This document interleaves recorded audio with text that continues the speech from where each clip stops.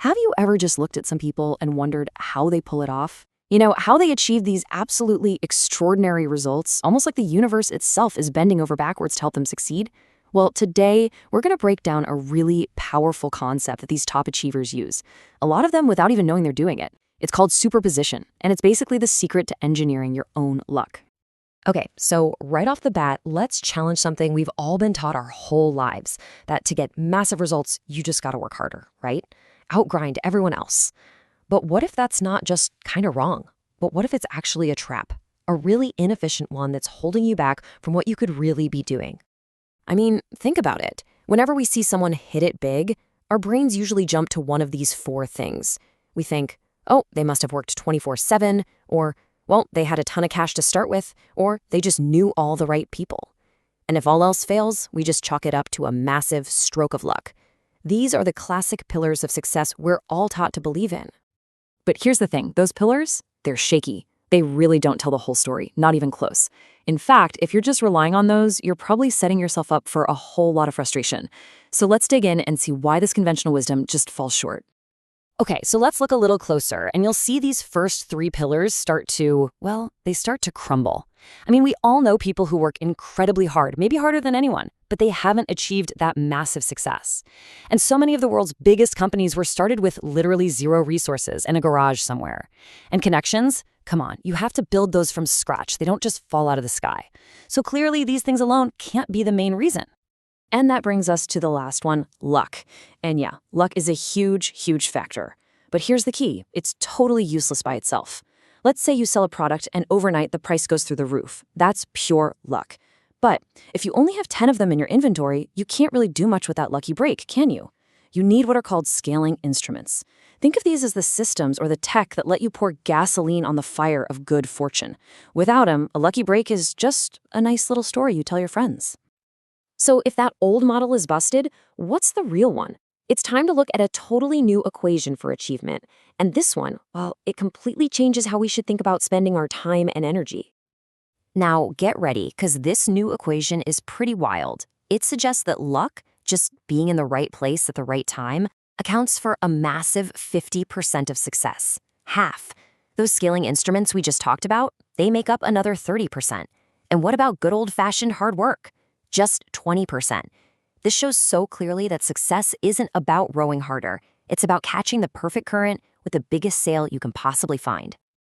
And before we go any further, let's just be crystal clear about what luck even means here. It's not magic. It's not some mystical force from the heavens.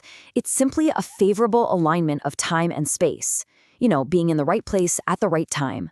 It's the market shifting in your favor, that unexpected phone call, that sudden opportunity. It's the river, and it has a really strong current. Okay, so this is the most important part. If luck is 50% of the whole game, does that mean we just sit around and wait for it?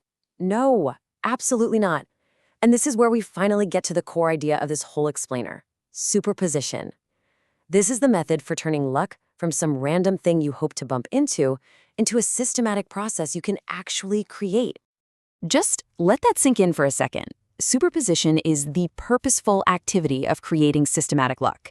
It's about deliberately building a system where good things aren't just possible, they're probable. You're no longer just a sailor hoping for good wind. You are literally building the weather system. Now, I know this might sound a little abstract, so let's make it super concrete. We're going to use two really powerful analogies, one from the world of chess and one from investing, to show you exactly what it looks like to build a superposition in the real world. Okay, so picture a chessboard. The average player, what do? They try to predict what their opponent is going to do, right? They're thinking 5, maybe 10 moves ahead. But a grandmaster who's using superposition, they're not focused on predicting. Instead, they position their pieces, their knight, their rook, their queen, to control as much of the board as possible. They create a structure that's so powerful, it doesn't matter what their opponent does. Any move they make just makes the grandmaster's position even stronger.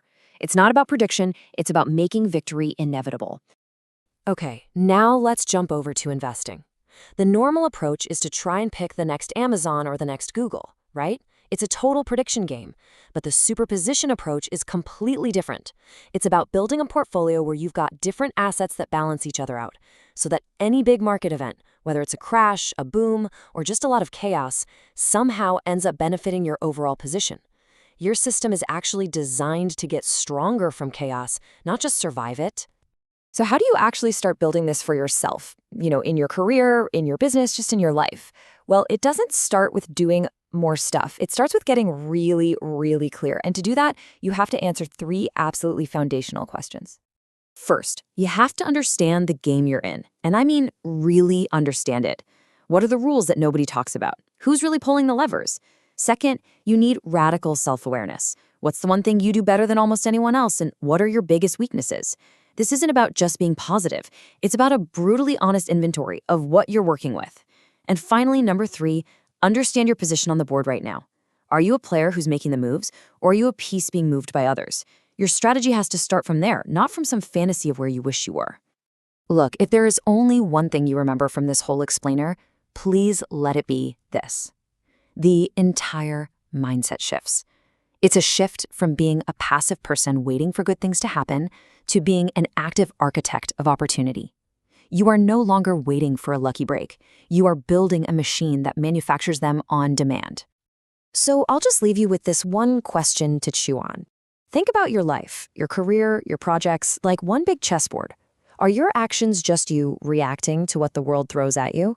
Or are you deliberately, thoughtfully positioning every single one of your pieces, your skills, your network, your resources, to create a structure where success is simply the most logical outcome, no matter what move comes next?